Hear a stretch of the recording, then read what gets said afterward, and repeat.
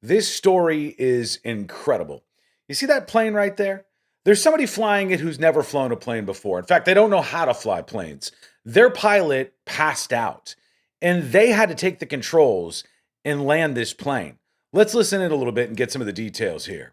I've got a serious situation here. My pilot has gone into here. I have no idea how to fly the airplane, but I'm in in 9100.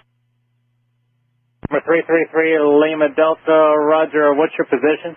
I have no idea. I can see the coast of Florida in front of me, and I have no idea. I have no idea. Now I'm going to play the rest of this for you because it is wild, but you need to know a little bit more about what's going on. Here is the flight path that this plane took.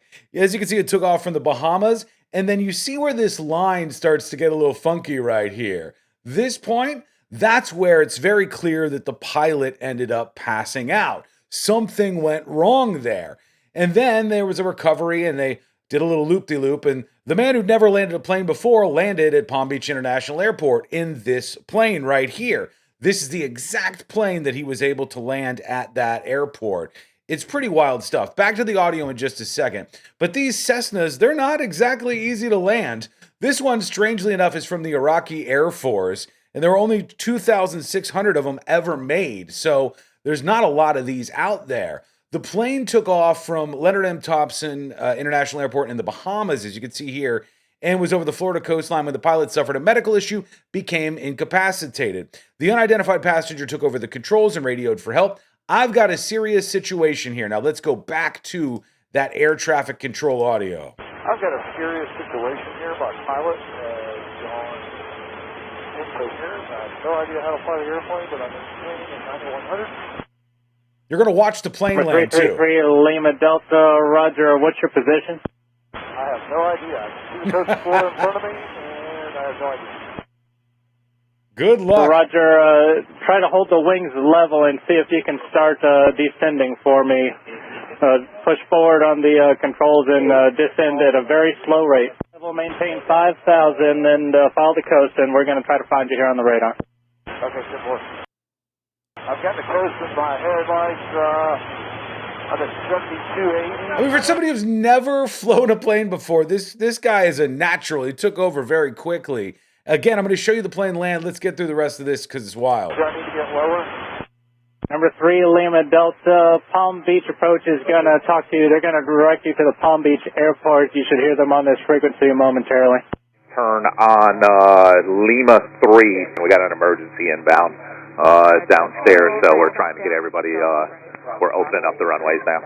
And appreciate everybody's patience here. Talking to the other pilots. You just witnessed a couple passengers land that plane. Man, they did a great job. The passengers landed the airplane? That's correct. Oh my gosh, yeah, no, great job. No flying experience.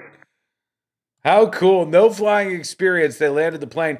Here's what it looked like when the plane was landing. This is the actual flight right here. And it was captured as you see this person. Again, never landed a plane in his life. And here he goes. God, this must have been like white-knuckled moment when you actually have to land the thing. And there they are. The pilot, no word on the pilot's condition just yet, but this is one of my favorite things about this. This is the guy who helped him land right here. And here is the pilot. Those are the two who were responsible for this plane actually being able to land.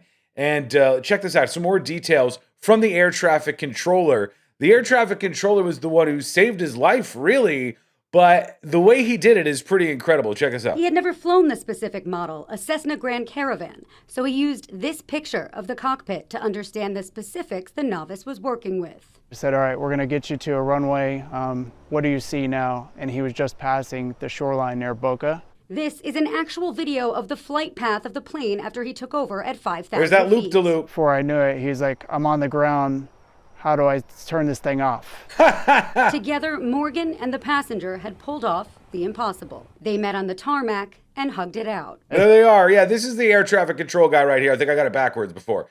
Right here is the air traffic control guy, and here is the guy who landed the plane.